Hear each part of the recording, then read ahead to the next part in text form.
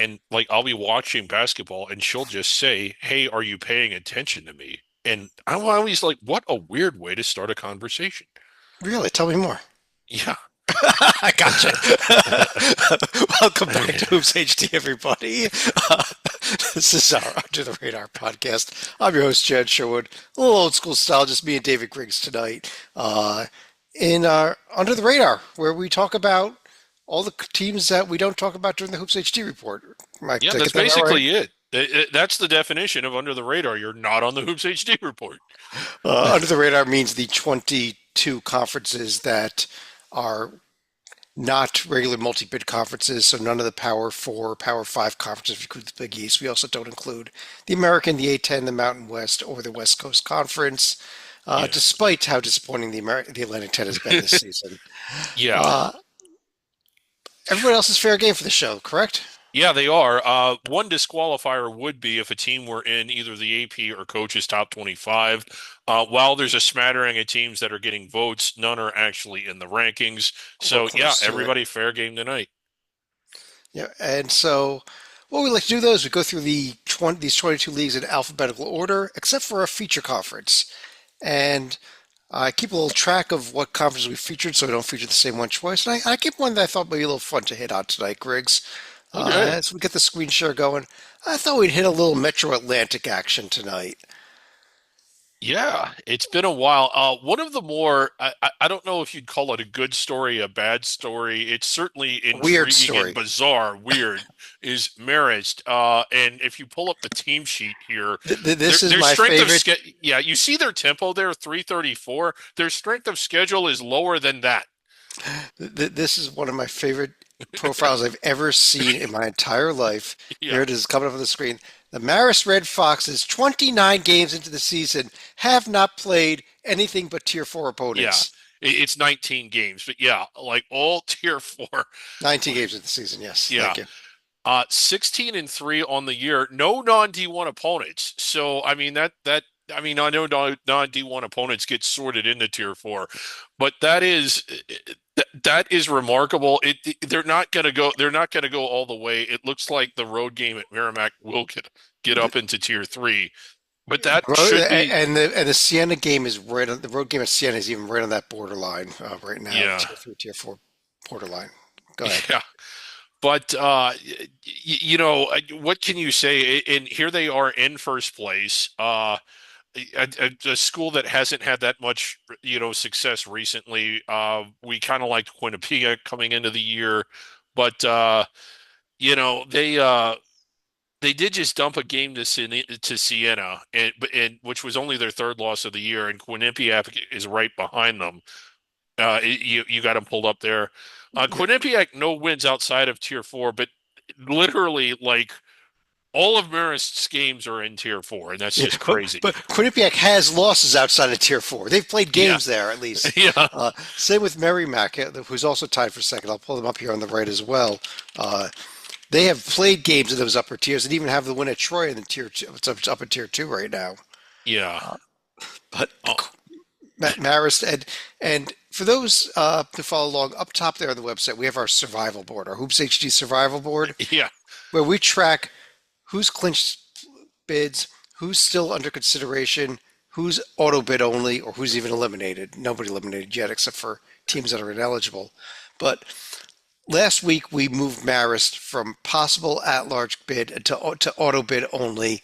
I actually had one of our followers take issue with that with us, but one of the reasons I want to bring this up here, because Griggs, this is actually pretty fascinating. If you look on the right side here, I'm going to change this. This is what Marist profile will be if they win every single remaining game up to the conference tournament, 26 and 3. They could mhm, go 2 and 1 in the conference tournament. They could be 28 and 4. And yeah. I don't think they have a prayer with this profile They do. of getting an at-large bid. Not a prayer. Yeah, they do not. Indiana State won 28 a year ago and wasn't selected. They were close. They would have been selected had it not been for five or six teams from the power leagues winning automatic bids that had no shot at winning them. In a normal year, they would have been selected. But if Indiana State, whose strength of schedule was what, it was in the 70s, Yeah. it was around there, did won 28 games. maybe it wasn't that high, but it was substantially higher It than was it was it 364. was they were 28-5. Yeah, Maris would be 28-4, a little bit better than that. But that team had solid wins. Wins yeah, a sweep of Bradley, who was very good in their conference. Wins over a split with Drake, who was very good in their conference. These were tier one and tier two wins last year. Uh, hmm they beat Toledo, who was pretty good last year. They had wins that blew away Maris's best win, which would be at Merrimack if they get it, yeah. by a million miles. A million And miles. I always like one of the things we always say is that you can't look at things categorically and make decisions for that reason.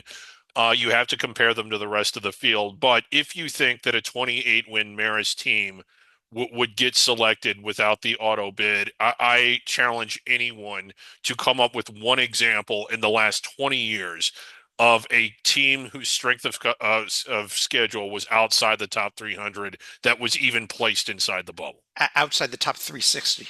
Yeah, this one's the top 360. It Uh, just hasn't happened. I'll throw this out there also, though, Griggs. I think if Maris wins out to the conference championship game and loses, I do think there's a chance they go to Dayton, though. In the 16-16 game in Dayton. You mean if they went out to the conference championship game and lose? No, if they win the conference championship and win, I mean, if they Oh, you finish think they'll? 28, yes, but I think they could finish 28-4. I guess that'd be a regular season loss, not a conference tournament loss. Yeah, 28-4. Maybe they lose the game at Merrimack. They could be in Dayton at yeah. 28-4, but playing the 16-16 game. They could be. That would be interesting because I just don't know. I mean, I don't know Our if last anybody brackets, without a tier three, two, or one win has ever been anything other than a 16. uh, our last bracket we did on Sunday night. We had Maris going to Dayton in the first Yeah, four in the 16-16 yeah, games. yeah, Uh, this team, yeah, that's their only shot at getting to Dayton is by winning the auto bid and going there.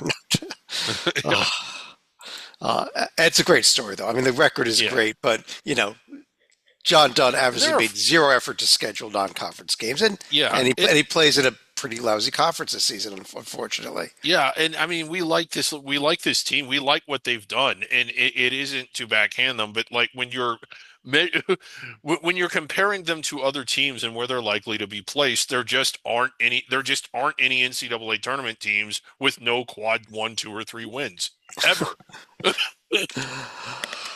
Upcoming this week in the conference, Maris has got a road trip to Fairfield and then a home game against Iona coming up. Mhm. While we also circle Merrimack, they've got home games against Niagara and Canisius, Quinnipiac, same two home games, Niagara and Canisius. Travel Mhm. partners there, Merrimack and Quinnipiac are. Yeah, they are. Uh, but let's just keep following this. Let's see Maris if they go 2-0 again this week. Let's see what happens. Yeah, Uh, it, it could happen. I still think Greg's going to pull the team shape one more time. yeah, The three losses were all games they could have won. And how yeah. And how fascinating would this that be? would be. They'd have Oh, to be on the board. They'd have to be on the survival board undefeated. They'd probably be in the top 25 polls undefeated. they may be in the polls. I don't know how the committee would react to that. My guess, and it would just be a guess because there's no case study for it, is that they would still not get selected, even with If no losses. if you went 30-1, 31-1, whatever it would be, wow. Yeah, it would be interesting, but they're not going to. Yeah, I would have loved to see it happen just to see what the committee does with that, but Yeah, did not but happen. I mean, when it seems like whenever that's come up, whenever these teams just get insane records, if it is done against the pastry cart, they either place them outside the bubble or don't take them at all. Right. Uh, let's go back, go through the rest of the leagues in alphabetical order. We'll start with the America East, where uh, I guess we got to start with Bryant first of all. Yeah, 8-0 in conference now with a pair of road wins this past week. I mean, against the bottom of the league, but it was still a pair of road wins. a pair of road wins and a two-game lead, Maine on their heels. The one thing about Bryant is they have what I think are their three hardest games ahead of them. They still got to go to Vermont, to Maine, and to Lowell. Uh, will they hold on to that 2 game lead after playing those 3 games? I think those are the 3 hardest ones. I'm not saying they'll lose all of them, but I'm saying that I don't think they've played any games yet that are as hard as those 3. And again, good story. They've been winning, and they have been winning their games. You mentioned they went on the road and won 2 here, but I how in part of me wants to see Maine win this league.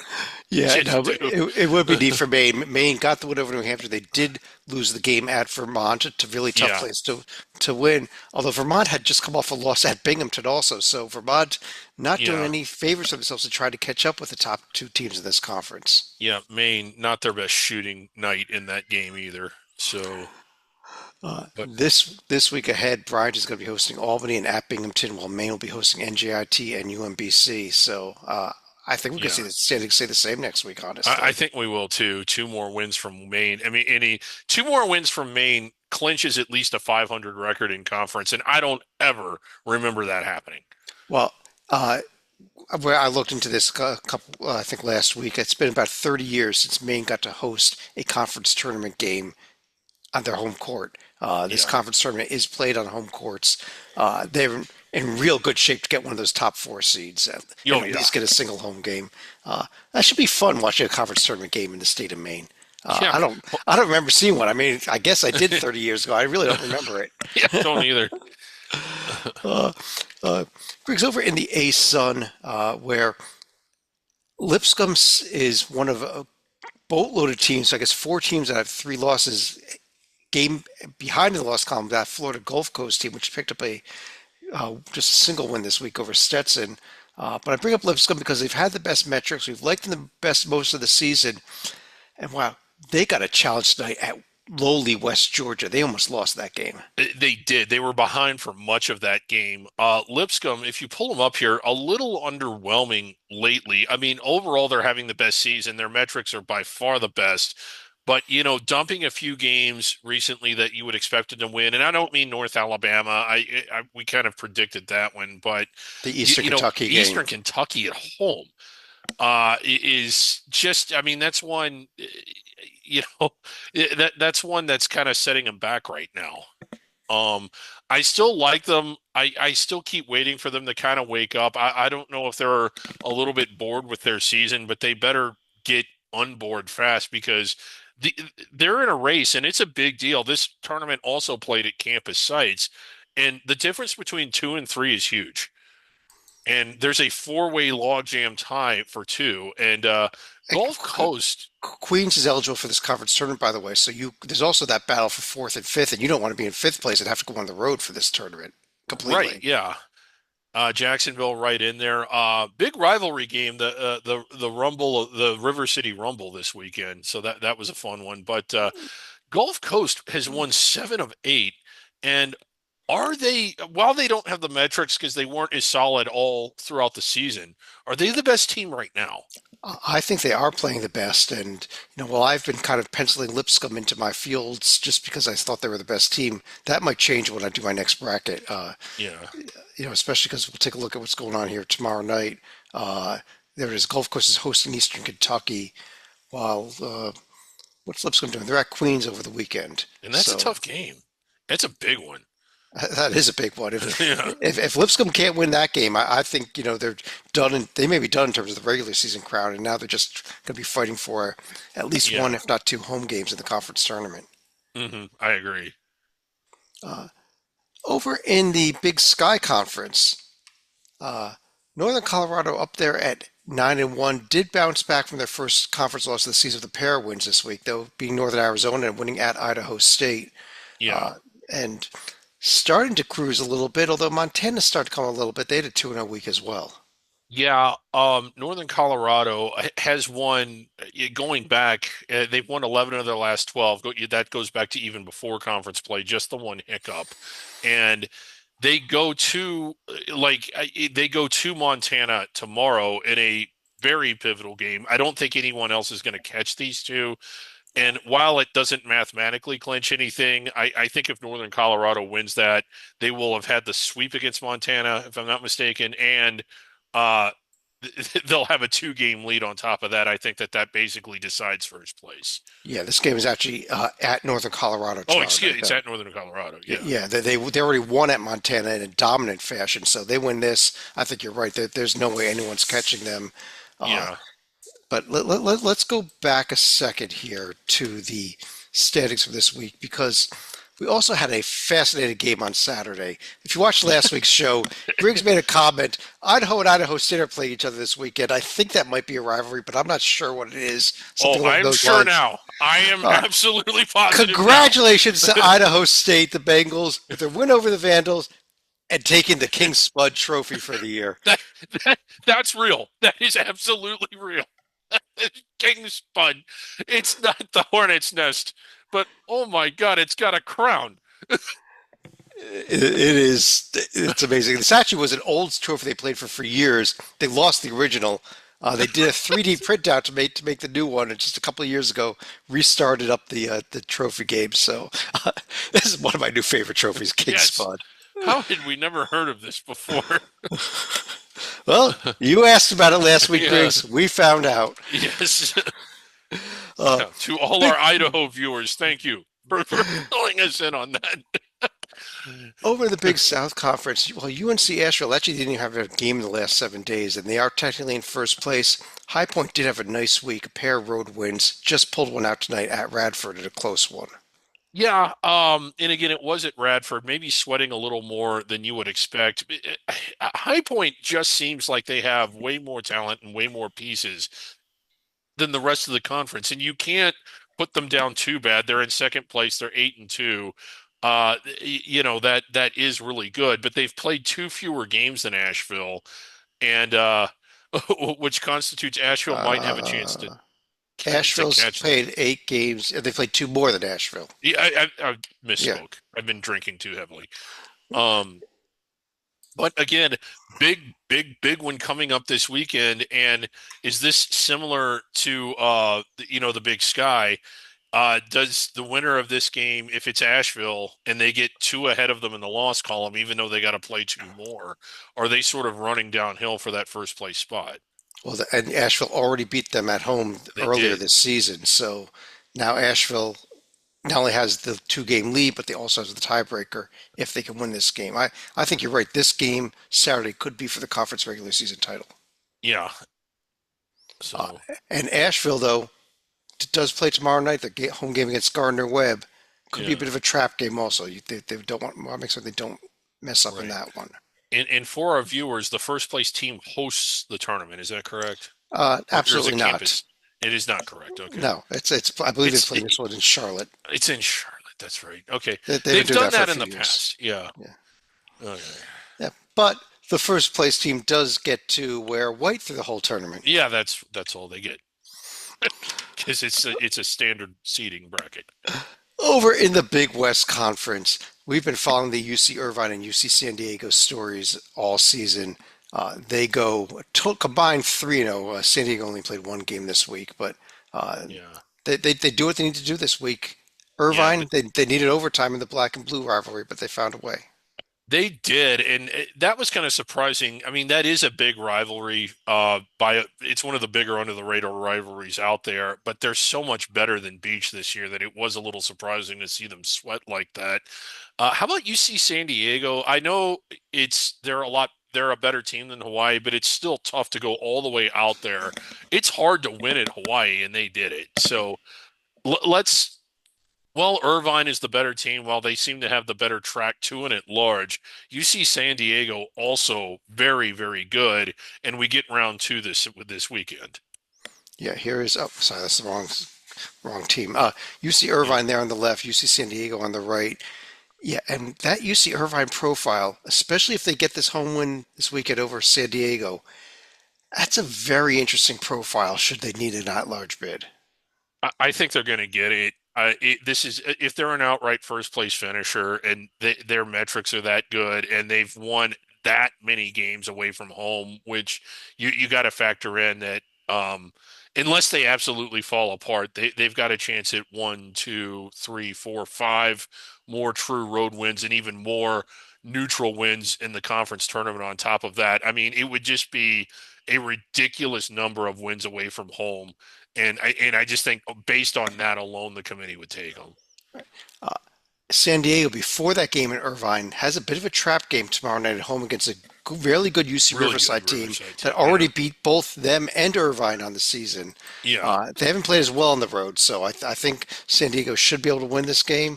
They yeah, just don't want to be looking ahead uh, to the huge game coming up here on Saturday at yeah. Irvine.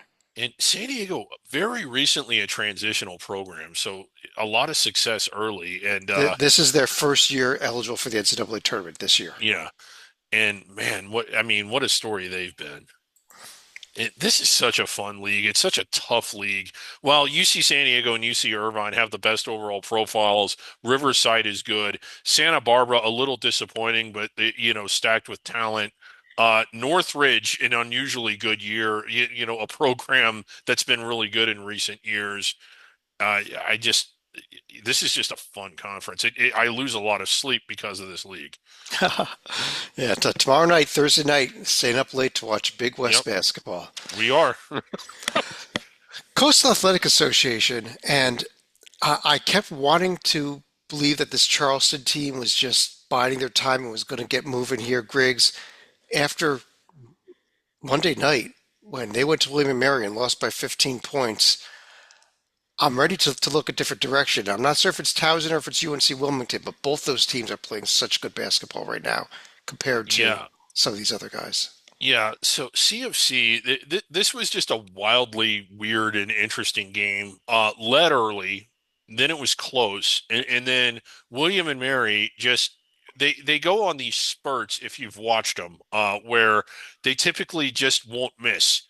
They'll just throw anything up. They're not defensive, and it was just it seemed like with about was it 5 or 6 minutes to go they started hitting shots and the crowd went nuts, and then all of a sudden you looked at the score and what had been a close game was no longer a close game. Yeah, but um William and Mary could also do what they did on Thursday, just and they not can, hit the shots and lose by yeah. 40 points. Yeah, they can. So while they're way up there in the standings, and they are way up there, and while they're having a really good year, and they're a fascinatingly entertaining team to watch, I kind of think they're a little too unpredictable and unreliable. I like this Townsend team. Yeah, Pat Scarry doing a great job there. I mean, he's just had a great run there, and right now it took them a while to get going, but here they are at the top of the conference somehow and looking pretty good. yeah. I'd love to see William and Mary make their first ever NCAA tournament. I just don't have faith for them to be able to win 3 games in 3 days in the CAA Right. tournament. Whereas I Um, do think a Towson or a Wilmington is good enough to do that. yeah. This is just poison, and I know that they're winning games, but you see their tempo. They release the ball early in the shot clock, and look at their defense. Typically, 302. typically teams that move that fast and defend that poorly lose more than they win. Hmm. So while William and Mary is not doing that, they're winning more than they lose. Their style of play, I don't have confidence in. As fun as it is to watch. Well, a lot of interesting games circled here because all three of these top three teams are all have a pair of road games coming up this week. Yeah. Towson at Stony Brook and Monmouth, Wilmington and William and Mary at Delaware and at Drexel both. Uh, Hmm. and those are tough games to win, Delaware and Drexel. They're not pushovers. They're not. And let's not forget about Elon. I know they're 3 games back, but I mean their ceiling is pretty high as well. They have a huge week at Campbell and at Charleston, who are both Hmm. right there battling with them for fourth, fifth, sixth place in this conference. Right. Over in Conference USA, Ooh. uh, and this week it's Jacksonville State on top. It seems to switch every week. But Yeah. how about Jacksonville State with another good week this week, though? Not only a home win over FIU, but then they beat Liberty on Saturday. And Yeah. here they are. Meanwhile, UTEP would have been up there. They had an 0-2 week. Middle Tennessee had a 1-1 week. This conference is just, you flip a coin every week because another team's in first place. Yeah. Up until about a week or two ago, I was so unimpressed with Jack State that I wasn't even paying attention to them. They've won 6 in a row, and of those 6 wins, they've won at UTEP, hard to do, at New Mexico State, very hard to do, and against Liberty. I mean that they're probably the hottest team in the league, which and I'm just curious to see whose turn is it next week. Is it Western Kentucky? Is it Kennesaw? Who's going to be in first place next week? You never know. New Mexico State had that run earlier. Louisiana Yeah, Tech has started to come on a yeah, little bit now. They had an overtime win over Sam Houston, but maybe that gets them rolling. Maybe Western Kentucky with that win over New Mexico State over the weekend. Who yeah. knows? But this is going to be a really fun conference tournament It will be. that I they're mean, playing. They're playing it now in Huntsville, correct? in Huntsville, and is it all 10 teams? And is Yes. it a standard bracket? So once you Yes. get past the opening round, you're going to have 8 teams, all of which could win this thing. Unless Sam Houston or FIU pull an upset in that opening round, you're Yeah, absolutely right. yeah. I think the biggest battle here, you don't want to finish seventh or eighth and have to play that extra game. Right, yeah. But look at that. That is one game separates second from eighth place.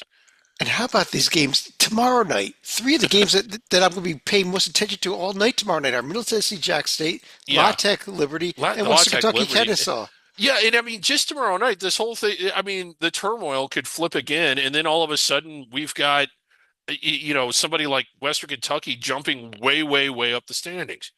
Meanwhile, Saturday, Western Kentucky at Jacksonville State, Middle at Kennesaw, and one of the great rivalries out there, UTEP at New Mexico State on Yeah, Saturday. yeah. That's the Rio Grande one, isn't it? hmm No, no, yeah. So, so this is a It's not the Rio Grande's New Mexico State. That one's hot. yeah, yeah, but this is that is a. I mean, this is going to be a really fun uh, rest of the season here in Conference USA. Hmm. Over in the Horizon League, Ooh, it was upset night. Not a major upset because they were on the road against a pretty good team, a decent team at least, but Griggs. But Cleveland State's winning streak finally came to an end. I think it was up to like 13 in a row, or something like yeah. that. It had They been a lost lot. tonight. They lost tonight at NKU though. Yeah, and I was a little surprised by this when Northern Kentucky not having the best year and Cleveland State seemed to be on cruise control. They still are comfortably ahead. I mean, they certainly can't go into the tank, but they still got a 2-game lead over Purdue Fort Wayne, and they just won there.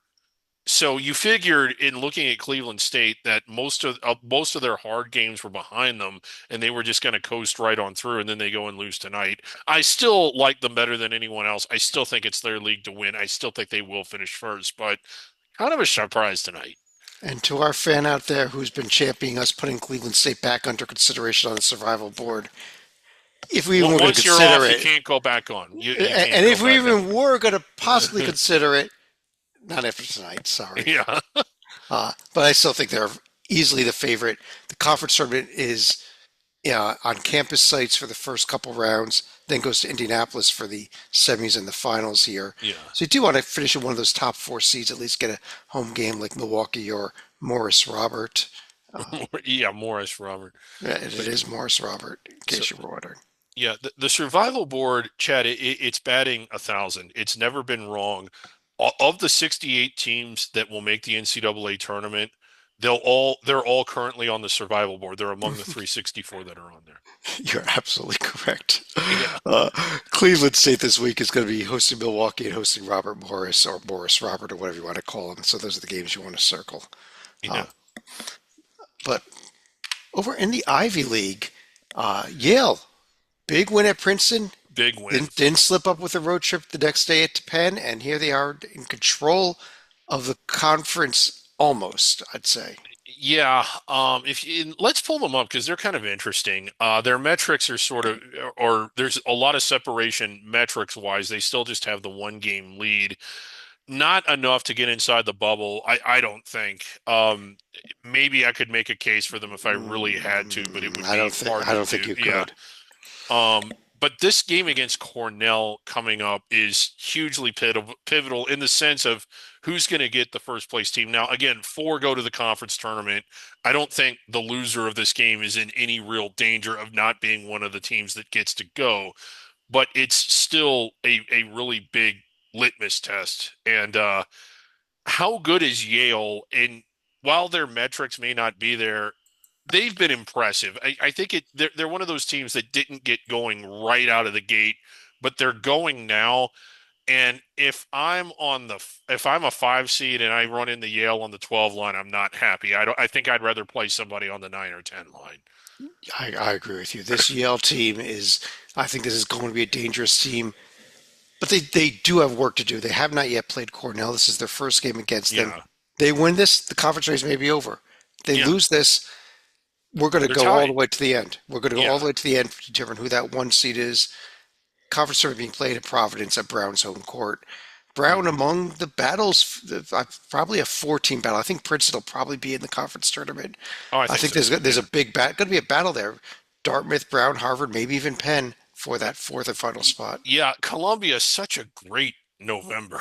And it really was. How much the most fun we had all year was Columbia in November. They have not won a conference game since you notice they're 11-8 overall. That means they were 11-2 coming in, and they it was a while before they lost that first one.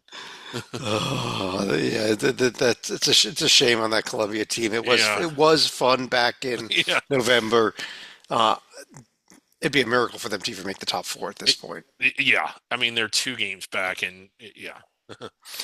Uh, Over in the we already did the Metro Atlantic. How about the Mid American Conference and Akron now 10-0 wins over Kent State and Ball State this week. The big rivalry win over Kent State on Friday. Yeah. Akron is on fire. And again, took them a little while to get going. Didn't go right out of the gate. When you're under the radar, you have to hit the ground running because that's when your opportunities are. But listen to this, Chad. I was kind of surprised to learn this. You see, they're undefeated in conference. Their conference opener was a 3-point win at Bowling Green, so they had to sweat a little bit. Ever since then, it's not that they haven't. It's not that they've won every game. It's that they've won every game by a lot, and they're a lot better than everybody in this conference. And If you look again, at their final yeah, scores for the entire season, they've played one close game all season. That Bowling Green yeah, game you just mentioned, which means they may not be tested in a close game, unfortunately, for them when you get to conference tournament play. Uh, yeah. And again, when you look at some of those losses at St. Mary's, not easy to win. They weren't really competitive in that. The loss at Arkansas State, I believe, was that opening night? I think that it was was. overtime and overnight. Yep. Yeah. And then at Princeton. So, th- right now, I like Akron better than all those. Well, minus St. Mary's, I like Akron better than all those teams. I just think that it's an example of a team that didn't quite get all the way up to speed right away, but is on fire right now.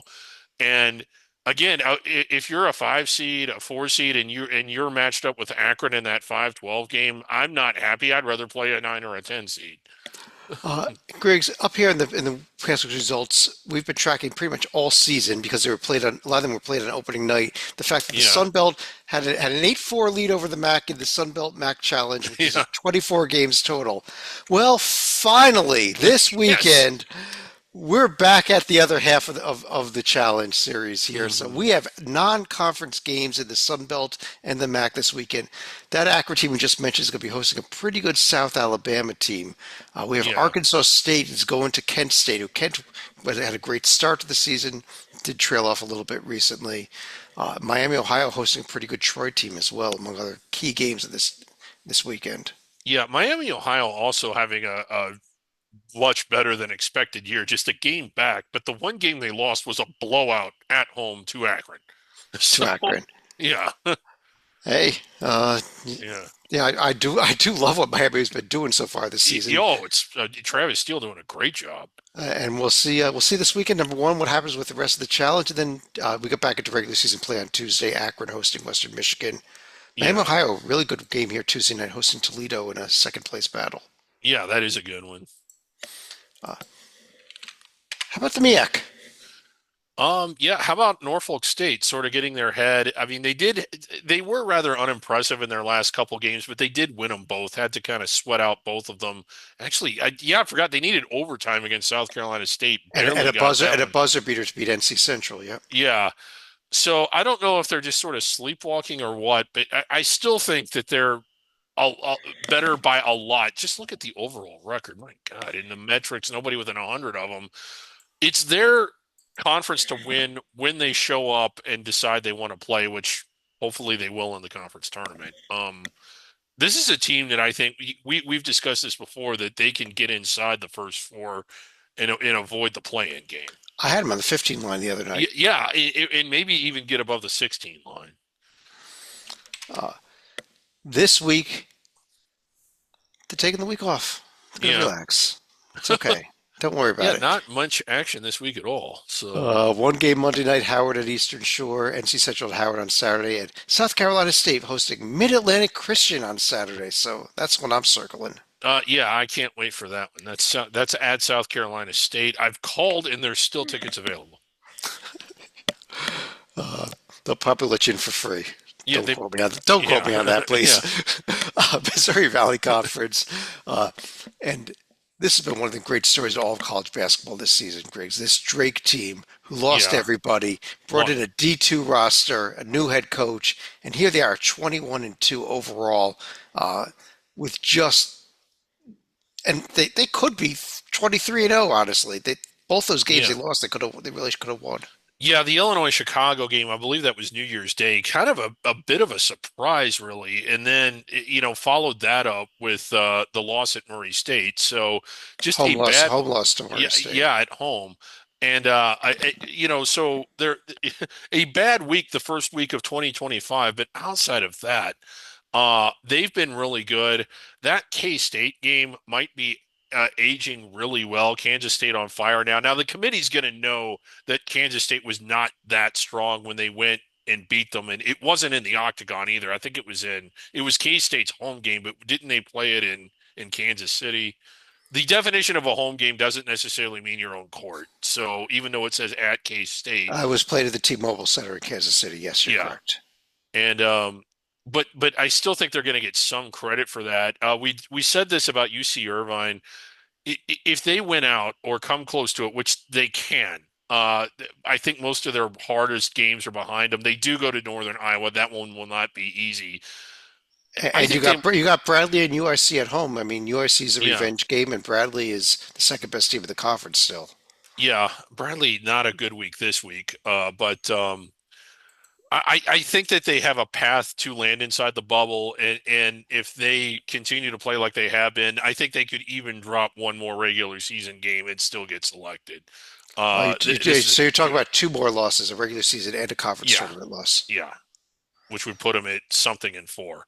Yeah. And but I mean, it isn't just their record; it's some of their wins. It's how many wins they have away from home. That's a good profile. That Northern Iowa team you just mentioned, though, they are coming on. They blew out Bradley this week. They picked up a win tonight at Missouri State. Yeah, They may be a team to, maybe the second most dangerous team. I still like Bradley's profile second best. I yeah. think Northern Iowa's the second hottest team in the conference, though, right now. I agree with that. And Ben Jacobson, a little disappointing. It took them a while to get going, but now that they're going, they are dangerous. And just mentioning that Bradley team, as we record this here on Wednesday night around coming up on 10 p.m. Eastern, uh, Bradley's at home losing to Belmont at halftime. A pretty good Belmont team, but Yeah, Bradley might be losing out on the way to third straight loss in a row. Not good. right. This week, Indiana State's at Drake and Illinois State's at Northern Iowa. Drake at Illinois State, Southern Illinois at Bradley, and Indiana Yeah, State, Northern Iowa. Some of the games to pay attention to there. yeah, especially the Drake games. How about the Northeast Conference? Central Connecticut, making some noise. I think they're going to cruise. They had a really bad 48 hours back in January where they lost back-to-back games, but other than that, they've beaten everybody, and they appear to be beating teams with relative ease, at least in the MVC. So, I think that they're kind of better than everybody else. They got a couple of interesting wins in tier two and tier three at Joe's and at UMass. Um, I don't know if they avoid the 16 line or not, but when you look at their net, I mean, they got a stretch of four games at home, Chicago State, which might as well be a home game. They're good enough to win out. That they are. That there's no real tough test left. At Yeah. Wagner to end the regular season, they did lose. That was one of the two losses earlier this season was Wagner at home. But Hmm. I think they can win out. I think they should win this conference tournament fairly easily. It is played on home courts. Uh, Yeah. Quick note again, 2 weeks ago, LIU was 6-0. Somebody on this podcast mentioned that they might be 6-6 in 3 weeks. They're two-thirds of the way there, Grace. Yeah, they are. I didn't mean LIU to just, jinx you guys, but they really had that game at Chicago State won. They blew it late and lost it yeah. overtime this weekend. But And uh, hey, in 2 weeks from now, they could be 6-8. uh, They are at Wagner, and then they have the weekend up, and then they're hosting Stonehill. So Yeah. yeah, they may not get 6-6, but they might get 6-5 here. Yeah. Central Connecticut hosting Fairleigh Dickinson tomorrow night. That's their only game this week. Yeah, the top two teams. And if they win that, they've got a comfortable lead. The Ohio Valley Conference looks like it's about to become a massive battle the rest of the way here, especially after last Thursday night when Morehead State suffered a home loss to Tennessee Tech. Uh, and meanwhile, Edwardsville, Little Rock, SEMO also in there with only one game behind them in the loss column. Uh, Mhm. and there's a lot to play for with a ladder format in this conference tournament, Griggs. Yeah, there is. Morehead State dumping two of their last three. One was at Edwardsville. Not an easy game to win, but kind of getting kind of pushed around by Tennessee Tech last Tuesday or Thursday, I think it was. And it just kind of shows you like the parity again in this league. While Morehead State's 9-3, they weren't exactly blowing teams out, and this is almost when you watch this league, it almost feels like it's a coin flip league. Like you don't know what's going to happen other than that the games are going to be close. And it's almost, to me, it's what you're really playing for is to try to get one of those top two seeds because the conference tournament is going to be so close. But with the ladder format, only 8 teams in it playing in the ladder, Yeah, getting the bye to the semifinal will be huge, absolutely huge. I don't care if you're the 1 or the 2 seed, you just want to get to the semifinal. yeah, I agree with that. So, a big week for Moorhead coming up. They've got SEMO and Little Rock this week. Two teams that are just a game behind them, and so it's just sort of like you feel like the cue ball's about to break the balls apart this week with so Also, many of the games in the top half going out. Edwardsville at Tennessee Tech, and now next Tuesday, SEMO at Little Rock. Yeah, OVC's been doing this one game on Tuesday night every week so far this season. I think it must be some type of new scheduling thing, trying to get yeah. some With type of feature 11 game. teams, it's there's always one team that's sort of out there by themselves. I can't really figure out what the method is, but after what 30 years of a Thursday Saturday format in the OVC, it's weird to see them playing on any other night. But there's a single game Tuesday nights, and then they Thursday Saturday from there. It's been a little Yeah, strange for it. A little extra OVC action on Tuesday nights, though, if you're an OVC fan. yeah. Hmm. Uh, Over in the Patriot League, well, it began on Saturday with American Oh getting boy. the great win over Army, and what we billed as the game of the season here. And wow, that was it. Now American got that huge win, Griggs. We thought they were going to take control of this conference, and then came tonight. Yeah. And and Bucknell Red just hot just Bucknell. yeah, Red hot just Bucknell. red hot Bucknell just dispatching American from the planet tonight. Army, if you watch that game, Chad, just a really awful thing happened in that game. Army was down three. It was their final possession or in the final seconds, and they hit a shot that would have tied the game had they had their bench not called timeout. And which raises the question: why can the bench call timeout? Why doesn't it have to be somebody that's actually in the game? It's a little bit funny. I don't know if you saw the end of tonight's Army Holy Cross game, but Holy Cross had the ball down three with just a few seconds left and put up a shot. But right before they put up the shot, their coach called timeout, just like happened on Army's behalf. The shot didn't go, but it almost would have been poetic if that shot had gone because it kind of would have been a reversal Yeah. of fortunes there for them. But Army was way ahead in that game. They had a 20-point lead in the second half and kind of almost blew it. yeah, they did. Uh, Yeah. Colgate got crushed at Lehigh on Monday night. This Colgate team, I think the streak is over, Griggs. I think we're Yeah. gonna have a new champion in this conference. I don't know that Colgate can come back from the way they've been playing so far. Yeah, I agree. So someone other than Colgate's gonna finally go to the NCAA tournament. American is at Lehigh and hosting Lafayette. Army is hosting Bucknell in the new game of the season Yeah, the in the new game of the conference season. before they go to And Loyola. major implications there. It could decide who gets to host that semifinal game. Yes, it could. Uh, Yeah. but if American keeps playing like they did tonight, they could determine the conference champion even. Yeah, it could. Uh, SoCon.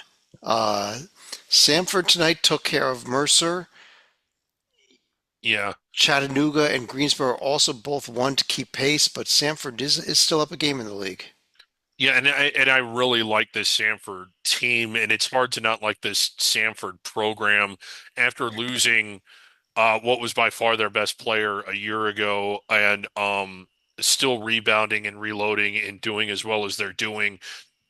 They did lose that game at Furman. I think that that was one of their tougher remaining road games, and they might be when you look at their remaining schedule. Um, They've already beaten Chattanooga on the road. I know that they play again, but Sanford might be good enough to win out. They, They are good enough to win out. they got to go to East Tennessee State. They got to go to Greensboro still. Yeah, Even going to VMI is tough. But I yeah, think the other story here is this Furman team that we were praising early in the season. yeah. Yeah, they beat Samford. They then lost at East Tennessee State, and they needed overtime at home tonight to beat Western Carolina. Yeah, just sort of the bottom fell out with them, and I don't know what's happened because yeah, if you look at them, they were 12-1 coming in the SoCon play, and if there was anybody that you thought was going to make a run at the bubble, it was Furman. Now Sanford's not going to do that; they just don't have the metrics. But what happened to the Paladins? They just kind of fell Yeah, apart. the Dins. The Dens, sorry, that's what happened to them. They started marketing themselves as the Dens. Upcoming The schedule Dens. here: Jeez. Sanford at East Tennessee State. I mentioned that. Furman's at Chattanooga. Chattanooga then at Sanford. Some interesting games here, at least coming up this week. VMI Hmm. at Greensboro even. VMI been a little more dangerous this year than they normally are. It's Yeah, they are. Southland Conference. Well, McNeese played around last week. This week they played around too much. Yeah, Suffered that loss at Nichols. They'd almost lost to Nichols when they earlier in the season when they played him at yeah, home. Lost the game, first loss of the conference season, and then yeah. barely beat Incarnate Word on Monday But night. yeah, I mean, had it been a 40-minute and 1 second game, that game would have gone to overtime. Incarnate Word hit a shot just after the buzzer. It was correctly waved off, but just does anyone play with their food to, uh, steal a line from Stalika more than McNeese? I mean, their roster, their talent, their coach, everything about them, they should be dominating this league. And I know that they're 11-1, but when you look at like a 1 point win at Corpus Christi, didn't look that good. You mentioned barely beating Incarnate Word at home, losing to Nichols, almost losing again to Nichols. They're just not that good, and they've shown it. They were real competitive at Mississippi State. They were competitive against Alabama, but like they just do not. It's like they're sleepwalking. And will they be able to wake up in time for the NCAA tournament? Yeah, Because this is a talented roster. It's a deep roster. they really do need to wake up. They've got a few weeks left of regular season play. They've got to start dominating again heading into the Southland tournament. Yeah, Tournament. Uh, but right now, yeah, this teams we want. I want to think say they're a 12 seed. They may be looking towards a 13 line, and if they lose a few more games, who knows how much further they fall in the conference in the NCAA right. tournament.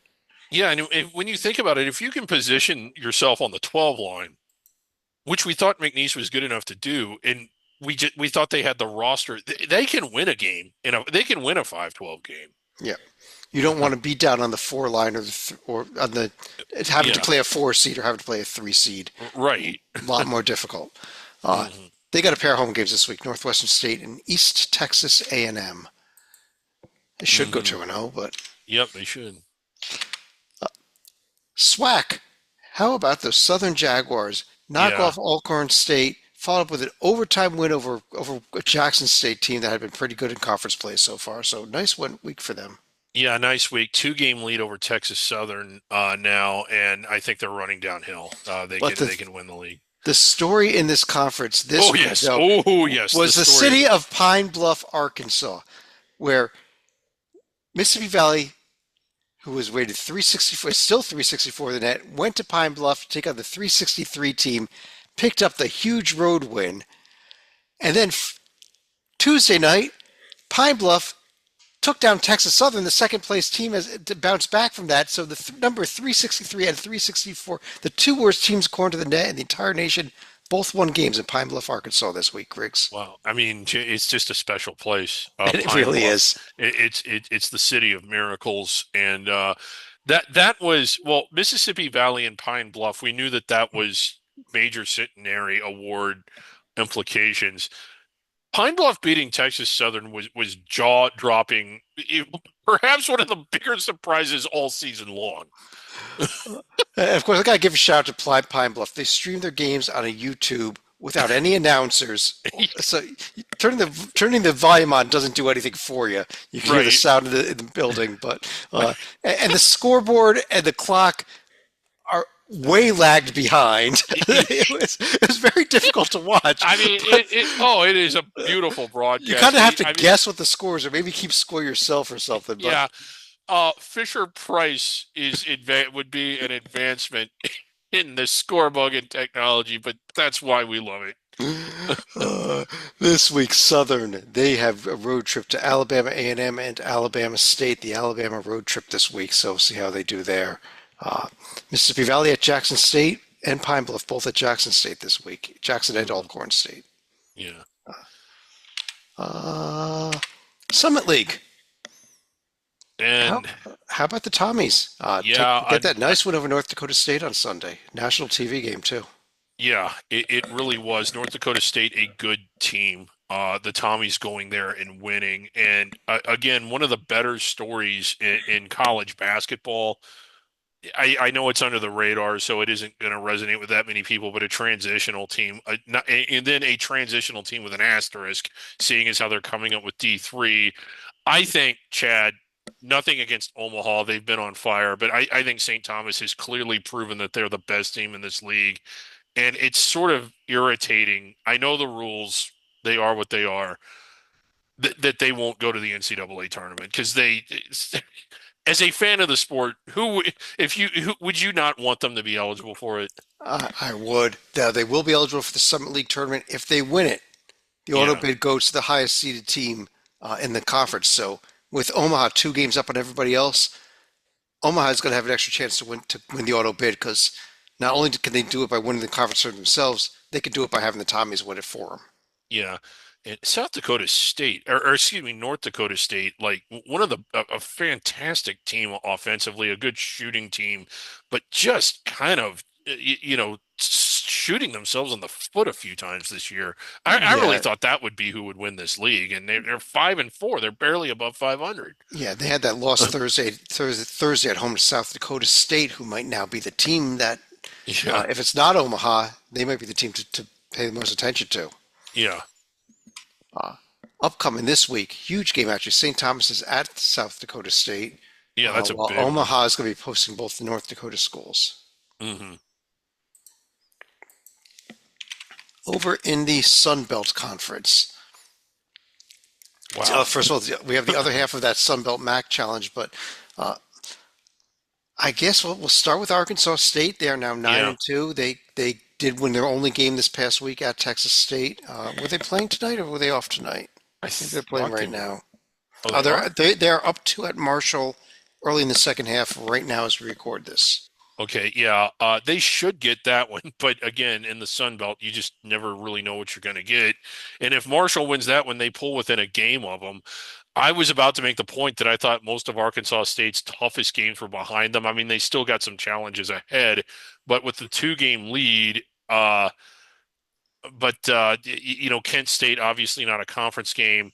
Their only remaining home games are Louisiana and Louisiana Monroe. Teams Road not have, games. yeah, they're not having good years. Uh, but here they are. I mean, if they can't take care of Marshall tonight, then this conference is still up for grabs.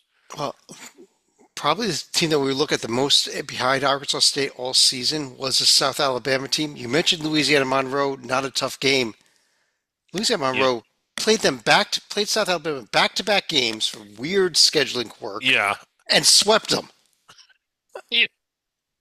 Oh, This is a team that is way down there, second to last in yeah. the conference. 2 conference wins for Louisiana Monroe in the entire season. They were both over South Alabama. Uh, uh, can you figure that out? I can't. No, and how many? I mean, they call this the Fun Belt, but it is well deserving of that title. This is just year after year after year. It never fails. It's just incredibly exciting. You don't know what's going to happen. It is sort of a coin flip league. And then when you look at the conference tournament bracket, there it is on the screen. Look at the difference between eighth and second. I mean, This it's is not a joke, people. no, no. It This is is not not a one of our joke. parodies. Yeah, I mean, I can see why you would think it was, but it's not. That is absurd. If you finish 11th place through 14th place, you would have to win 7 games in 7 days Mhm. to win this conference tournament. Yeah. And then I know probably I know of no team that's ever played 7 games in 7 days ever. oh, oh, well, wouldn't that be something? And then they would probably be in the playing game. Yep. Well, it's going to. I'm not going to say it's going to be a really fun conference tournament. I think it's going to be a really interesting conference Yeah, tournament. interesting is the word I Oops, would wrong use. screen. Yeah. Uh, Upcoming this week, we mentioned them already when we mentioned the Sun Belt MAC games. We do have the rest of the Sun Belt MAC games on Saturday. Uh, Next Wednesday, Southern Miss at Arkansas State. Want to keep an eye on that as well. Southern Miss, kind of, well, they're one of the teams that are just in this log jam here throughout the Yeah. conference tournament. God. Uh, Whack. Hmm.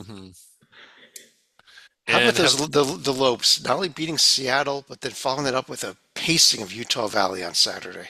yeah, and that draws them even with Utah Valley, and I think it puts them back on top in the conference. I think that they are the best team. They're certainly the most talented team. They could be really dangerous in the NCAA tournament, assuming they get there. I mean, I just think that yeah, it's their league to lose. It really is, and I think at this point they're done with Utah Valley on the season. Hmm. And they do have a 3 game road trip coming up here, and they have a trip to Seattle still ahead later on in the season as well. So it's not easy in terms of the schedule for those reasons, but I still think you're right that they should. Maybe they lose one more game during the regular season, but that's probably it, in Yeah. my opinion. And again, this is a team made the round of 32 a year ago.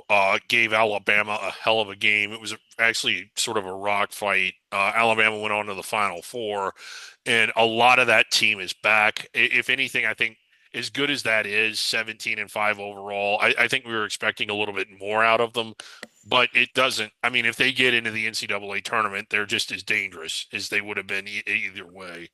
And this is a team trending towards that 12 line as well. Yeah. They've got the game at California Baptist as their only game this weekend. Mhm. That's it for our regular conferences. How about some mythicals? Yes, the mythical conferences. Check in on the Beehive Conference and the battle for the old Okay. bring back the bucket. Yeah, Uh, we need to. The bucket is missing. You know, people in Idaho they stepped up. They let us know about their trophy, which we didn't know. This is a real trophy. Yeah, that's a real trophy. The old Kirk. I don't know how to pronounce it, but that is a real thing, and it's missing. uh, Utah Valley and Utah tied for first place still in the conference. Let's see if we have any Yeah, games coming up this week. No games this week, no, though. no games Uh, this week. If we uh, find the bucket, will we resume some of these Beehive rivalry games? I think we will. Yeah, Front Range. Well, we didn't have any games this week. Colorado is still last place of the Big 12, first place of the first Front place in Range. the Front Range. Yes. Uh, No games this week either in this conference. A little disappointing. We got to get some games in here, Griggs. yeah, I know. God, they used to play the full round robin. So. Arizona with that big win at Arizona State in the back range to move only half a game behind New Mexico State in the back range standings. Yeah, back range. And that was a big win over Arizona State. Things got a little heat. I mean, some of these back range rivalries, Bobby Hurley not shaking hands, and he said that he would not be voting Cameron Love for all back range team. Cameron Love is not going to get Bobby Hurley's vote for back range player of the year. Uh, Yes. UTEP at New Mexico State, a game coming up this week in the back range. Keep an eye on that Oh, this yeah. weekend. All right. Over the top of the top range, we had a couple of games. We had a Idaho big State. one. We had How a about big the one. Yeah. Idaho State Bengals, after taking the King Spud Trophy, Yeah. are now sitting here at 4-0, dominant. That's an Yeah. automatic bid to the NCAA tournament, I believe, is it not?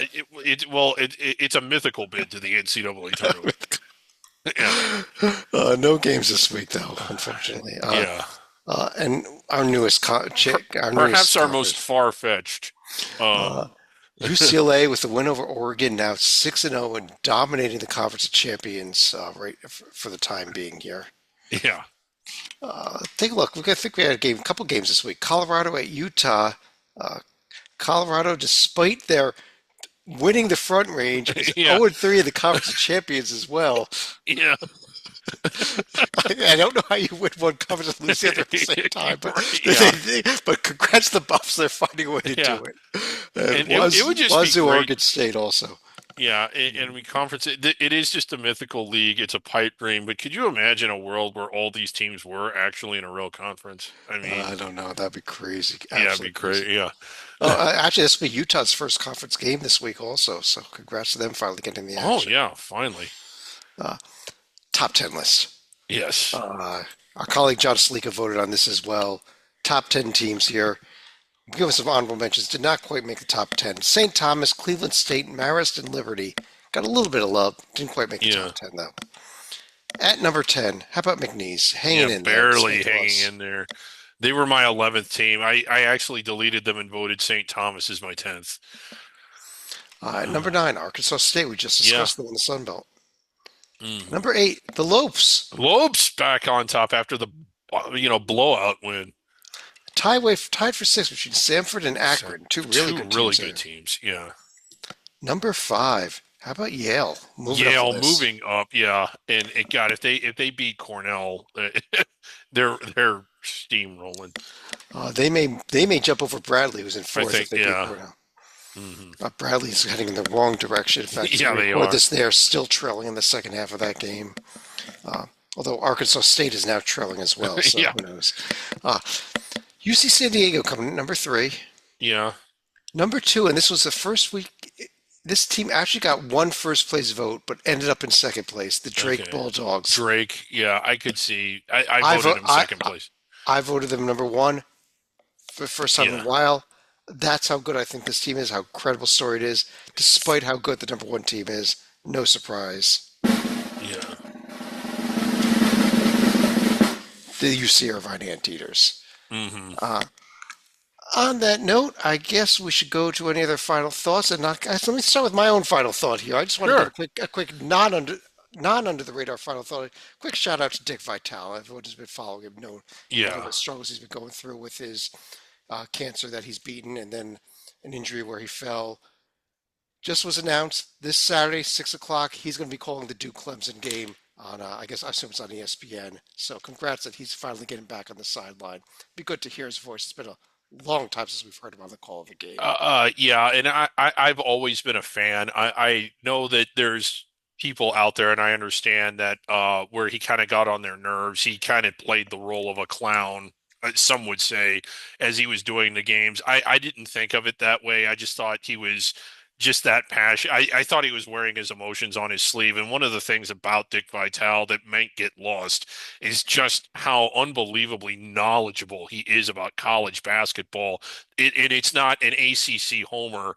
He could go into the rotation to the 8 and 9 man rotations of teams like Western Carolina off the top of his head. It's like Rocco Miller. It's incredible how much information is in that guy's head. And the other thing, Chad, I guess I'll just piggyback off of your final thought is in the 80s and 90s when college basketball became a regular part of cable television, I honestly think he had a lot to do with making the sport as popular as it became because he was just so entertaining. He was, and I'll just throw this out there that people mentioned that clown thing. There Yeah, were some guys in other sports that were kind of that clownish guy, but they never knew anything about the game either. right. I Yeah, think you're dead right. Dick Vitale knows and is as passionate about college basketball as anybody in the entire world is. And yeah, so he is. yeah, it's great to have him back. But I Yeah, guess on that note, I do want to thank everyone for joining us. We'll be back Sunday night after the big super game during which you should eat a bowl of food. Um, yeah.